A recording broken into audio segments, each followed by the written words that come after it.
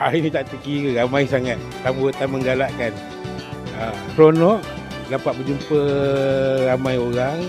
So, sebelum belajar lah macam-macam jenis rambut yang kita boleh gunting kan.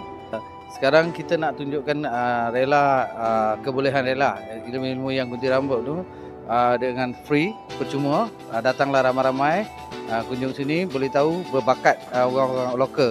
Gunting rambut ni saya bermula daripada zaman sekolah lagi. Gunting dengan gunting, lepas tu bawa ke tempat kerja. Tapi saya stop sejak bila umur dah capai 20 lebih tu. Fokus pada kerja kan. Lepas tu bila dah masuk rela ni baru start semula lah. Lebih kurang dalam tahun 2014. Umur 13 tu saya sudah belajar di kedai orang gunting pendandan rambut lah. Daripada sana saya belajar ilmu ni. So, sekarang sudah hampir-hampir dekat 27 tahun lah.